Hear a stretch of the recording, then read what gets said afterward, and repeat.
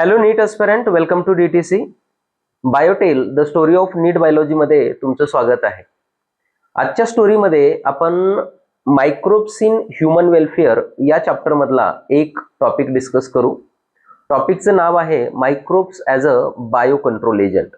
बरं, आता बाळांनो, microbes as a bio control agent म्हणजे नेमकं काय आहे? तर बायो कंट्रोल एजंट म्हणजे कुठल्या तरी बायोलॉजिकल जीवाला कंट्रोल करण्यासाठी आपण ऑर्गॅनिझमचा वापर करणार आहेत. ओके, मग याची डेफिनेशन काय सांगते आम्हाला? तर use of biological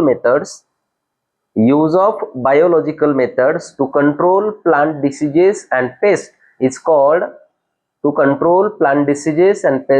called bio control agent. म्हणजे तुम्हाला बायोलॉजिकल मेथडचा वापर करून, बायोलॉजिकल एजंट्सचा वापर करून तुम्हाला प्लांटचे डिसीजेस आणि पेस्ट कंट्रोल करायचे आहेत, त्याला आपण बायो कंट्रोल एजंट म्हणू शकतो. बरं, आता जर तुम्हाला शेतीबद्दल माहिती असेल तर बाळांनो लक्षात घ्या की जनरली शेतकरी जे शेती करतात तर त्याच्यामध्ये खूप मोठ्या प्रमाणामध्ये केमिकल फर्टिलायझर्सचा वापर केला जातो, इन्सेक्टिसाइडचा वापर केला जातो इन्सेक्ट्सला मारण्यासाठी, पेस्टिसाइडचा वापर केला जातो वेगवेगळ्या पेस्ट मारण्यासाठी. आणि मग या गोष्टींचा वापर केल्यामुळं काय होतं? तर एन्व्हायरमेंटल पोल्युशन होतं, सॉइल पोल्युशन असेल, ग्राउंड वॉटरचं पोल्युशन होऊ शकतं. त्याचबरोबर फ्रूट असतील, व्हेजिटेबल असतील, क्रॉपचं पण पोल्युशन याच्यामध्ये पाहायला भेटतं. आणि मग या इन्सेक्टिसाइड पेस्टिसाइडची फवारणी करत असताना ते जे केमिकल्स आहेत, टॉक्झिन्स आहेत, तर ते पिकावर जमा राहतात आणि ते ह्युमननं खाल्ल्यामुळं माणसाच्या बॉडीवर पण त्याचे खूप मोठ्या प्रमाणामध्ये ॲडव्हर्स इफेक्ट पाहायला भेटतात. त्याचबरोबर विडीसाइड जे तण असतं शेतामधलं पिकासोबत उगवलेलं, तर त्याला मारण्यासाठी विडीसाइड वापरल्या जातात आणि विडीसाइड वापरल्यामुळं पण खूप मोठ्या प्रमाणामध्ये पिकांचं नुकसान होतं, हे लक्षात घेणं गरजेचं आहे. विडीसाइड वापरल्यामुळं सॉइल पोल्युशन होतं, हे आपल्या लक्षात येणं गरजेचं आहे. आपण विडीसाइड पीक चांगलं यावं, बाकीचं तण मारलं जावं याच्यासाठी वापरतो, पण विडीसाइड वापरल्यामुळं काय होतं? तर ते केमिकल जमिनीवर पडतं, शेतामध्ये पडतं आणि सॉइल पोल्युशन होण्याचा धोका खूप जास्त आहे. बरं, आता मग काय आहे? तर याला अल्टरनेटिव्ह मार्ग आहे की शेतकऱ्यांनी ऑर्गॅनिक फार्मिंग चालू केली पाहिजे. ऑर्गॅनिक फार्मिंग म्हणजे काय आहे? तर त्याला आपण सेंद्रिय शेती म्हणतो, बरोबर आहे ना? आणि ऑर्गॅनिक फार्मिंग आणि कन्व्हेन्शनल फार्मिंग, मग अशा दोन टाईपच्या फार्मिंग आता सध्या केल्या जातात. रिच लोक जे आहेत, ज्यांच्याकडे खूप सारा पैसा आहे किंवा शेती आहे, ज्यांच्याकडे माणसं उपलब्ध आहेत काम करण्यासाठी, तर ही सर्व लोक सध्या ऑर्गॅनिक फार्मिंगकडे वळालेली आहेत. आणि ऑर्गॅनिक फार्मिंग करून तिथं जे पीक निर्माण होतं, मग ते कडधान्य असेल, तांदूळ असेल किंवा डाळी असतील, भाजीपाला असेल, तर ते मोस्टली ते खाण्याचा प्रयत्न करतायत. त्याचे बॉडीवर साईड इफेक्ट नाही आहेत. सामान्य लोक सरास ही कन्व्हेन्शनल फार्मिंग जी आहे ती त्याचा मोठ्या प्रमाणामध्ये त्याच्यातून तयार झालेलं जे पीक आहे तर ते मोठ्या प्रमाणामध्ये वापरतायत, लक्षात घ्या. बरं, आता मग या दोन फार्मिंगमध्ये, या दोन शेतीमध्ये काय फरक आहे? तर कन्व्हेन्शनल फार्मिंग म्हणजे पारंपरिक शेती, ऑर्गॅनिक फार्मिंग म्हणजे काय आहे? तर सेंद्रिय शेती म्हणतो आपण. आणि कन्व्हेन्शनल फार्मिंग मध्ये काय केलं जातं? तर केमिकल फर्टिलायझर्स, इन्सेक्टिसाइड, पेस्टिसाइड, विडीसाइड हे वापरले जातात पीक चांगलं येण्यासाठी. ओके, तिथं फक्त इकॉनॉमिकली बेनिफिट कसा होईल हाच विचार केला जातो. याच्या उलट ऑर्गॅनिक फार्मिंग मध्ये काय केलं जातं? तर बायो फर्टिलायझर्स वापरले जातात आणि ज्याच्यामध्ये इकॉलॉजिकल बॅलन्स कसं राहील याचा प्रयत्न केला जातो, लक्षात ठेवा. ऑर्गॅनिक फार्मिंग मध्ये बायो फर्टिलायझर वापरले जातात आणि इकडं केमिकल फर्टिलायझर वापरले जातात, लक्षात ठेवा. इकडं कन्व्हेन्शनल फार्मिंग मध्ये हे केमिकल्स वापरल्यामुळं सॉइल फर्टिलिटी कमी कमी होत जाते आणि बायो फर्टिलायझर वापरल्यामुळं ऑर्गॅनिक फार्मिंग मध्ये सॉइल फर्टिलिटी टिकून राहते किंवा वाढते, हे आमच्या लक्षात येणं गरजेचं आहे. तर या दोन शेतीमध्ये अजून एक महत्वाचा पॉइंट आपल्याला सांगता येईल की कन्व्हेन्शनल फार्मिंग मध्ये काय असतं? युजफुल ॲज वेल ॲज नॉन युजफुल, म्हणजे जे फायद्याचे आहेत आणि जे फायद्याचे नाहीत असे सगळेच मायक्रो ऑर्गॅनिझम्स मारले जातात, इन्सेक्ट पेस्ट मारले जातात, लक्षात घ्या. ऑर्गॅनिक फार्मिंगचं जे नेचर आहे तर ऑर्गॅनिक फार्मिंग मध्ये मोस्टली ही कशावर काम करते, तर organic farming in agriculture is based on predation process. कशावर बेस आहे, प्रिडेशन प्रोसेसवर. म्हणजे आपण ऑर्गॅनिक फार्मिंग मध्ये बायोलॉजिकल एजंट वापरणार आहे, तो इन्सेक्ट पेस्टला खाऊन त्यांना कंट्रोल करण्याचा प्रयत्न करतो. ऑर्गॅनिक फार्मिंग मध्ये कुठलाही इन्सेक्ट किंवा पेस्ट कम्प्लीट इरॅडिकेट केला जात नाही, कम्प्लीट त्याला रिमूव्ह केलं जात नाही. तर त्याला काय असतं, तर complex system of checks and balance complex system of checks and balance working in living and vibrant ecosystem. बरोबर ना. म्हणजे याचा अर्थ काय आहे, तर याचा अर्थ आहे की ऑर्गॅनिक फार्मिंग मध्ये जे पेस्ट असतील, इन्सेक्ट असतील, त्यांना पूर्णपणे रिमूव्ह केलं जात नाही, तर त्यांना एका मॅनेजेबल लेवलला बॅलन्स ठेवलं जातं. म्हणजे ते पिकाचंही नुकसान जास्त करणार नाहीत याची काळजी घेतली जाते. का बरं त्यांना बॅलन्स लेवलला, मॅनेजेबल लेवलला ठेवायचंय, कारण पिकाला फायदा पोहोचवणारे काही असे इन्सेक्ट असतात जे त्यांना खाऊन जगत असतात. जर आपण पिकाला नुकसान करणारे कम्प्लीट इरॅडिकेट केले इन्सेक्ट, तर त्यांना खाऊन जे पिकाला फायदा देणारे इन्सेक्ट आहेत ते पण कम्प्लीट नाहीसे होतील. बरोबर आहे ना. म्हणून आपण काय करतो, जे इन्सेक्ट आणि पेस्ट आहेत तर त्यांना ऑर्गॅनिक फार्मिंग मध्ये मॅनेजेबल लेवलला ठेवलं जातं.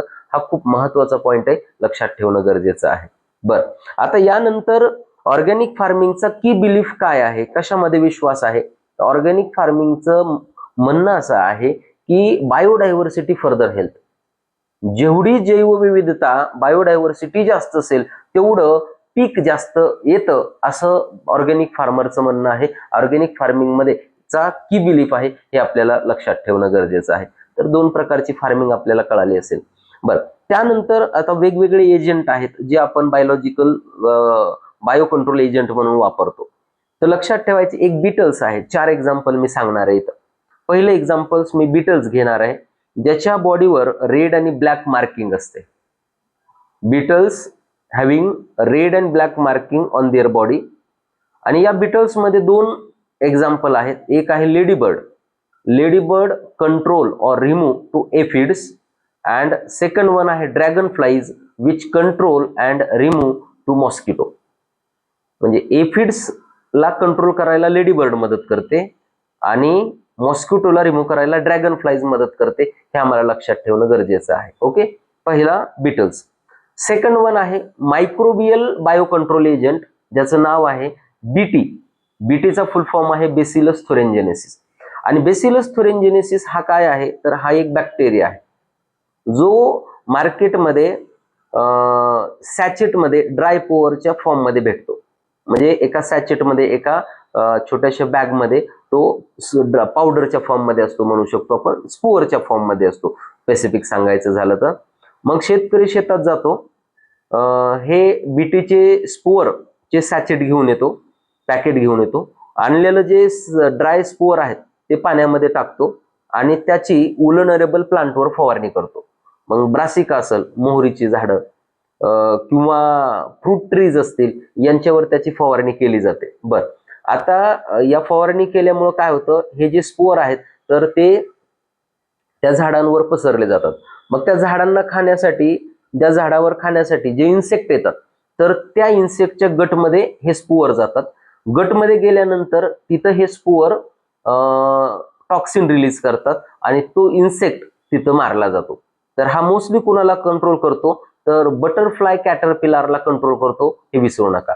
म्हणजे बटरफ्लायचा जो लार्वा असतो तर त्याला हा कंट्रोल करतो, हे आपण लक्षात ठेवणं गरजेचं आहे. बरं, आता बीटी बद्दल अजून आपल्याला सांगता येईल तर सगळेच शेतकरी सध्या बीटी कॉटन ची बॅग विकत आणतात, त्याचं सीड्स आणि जमिनीमध्ये लावतात.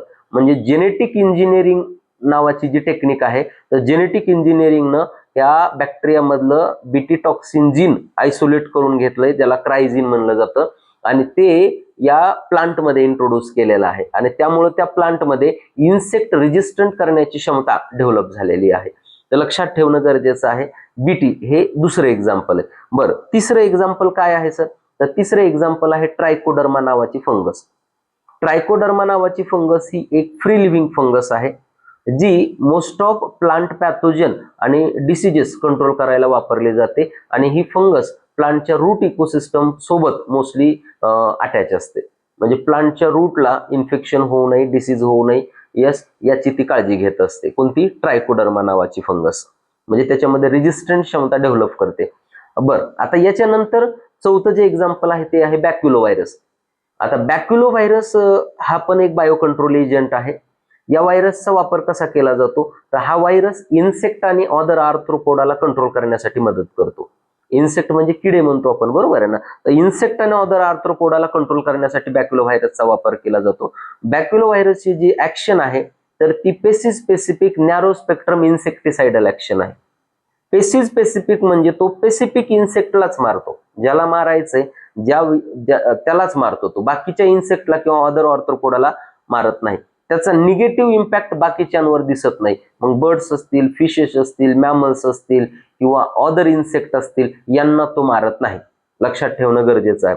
आता बॅक्युलो व्हायरस ज्या जीनसचा मेंबर आहे तर तो जीनस कोणता आहे? तर न्यूक्लिओपॉलीहेड्रो नावाचा न्यूक्लिओपॉलीहेड्रो व्हायरस हा जीनस आहे आणि त्याचा हा मेंबर आहे, हे आपल्याला लक्षात ठेवणं गरजेचं आहे. ज्या एरियामध्ये आपल्याला बेनिफिशियल इन्सेक्ट कंट्रोल करायचे असतात, बेनिफिशियल इन्सेक्ट जतन करायचे असतात, कन्झर्व करायचे असतात आणि पर्टिक्युलर इन्सेक्टलाच मारायचं असतं, म्हणजे या प्रोग्रामला म्हणायचं इंटिग्रेटेड पेस्ट मॅनेजमेंट प्रोग्राम. आणि IPM मध्ये मोठ्या प्रमाणामध्ये यस बॅक्युलो व्हायरसेस वापरले जातात. किंवा इकॉलॉजिकली सेन्सिटिव्ह एरियामध्ये आता सांगितल्याप्रमाणे इकॉलॉजिकली सेन्सिटिव्ह एरियामध्ये स्पेसिफिक इन्सेक्टला मारण्यासाठी यस बॅक्युलो व्हायरसचा वापर केला जातो, हे आपल्याला माहित असणं गरजेचं आहे. म्हणजे बायो कंट्रोल एजंट मध्ये आम्हाला टोटल 4 एजंट माहित असले पाहिजेत. मग कोणते 4 एजंट आहेत मला सांगा? तर पहिला एजंट मी सांगितलं तुम्हाला बीटल्स, ज्याच्यामध्ये 2 होते, लेडी बर्ड आणि ड्रॅगन फ्लाईज, बरोबर. दुसरा एजंट सांगितला BT, बॅसिलस thuringiensis बॅक्टेरिया, बरोबर. तिसरा एजंट सांगितली फंगस, ट्रायकोडर्मा, आणि चौथा एजंट सांगितला व्हायरस, बॅक्युलो व्हायरस. तर अशा प्रकारे yes microbes as a bio control agent हा टॉपिक इथं कंप्लीट होतो. Thank you very much.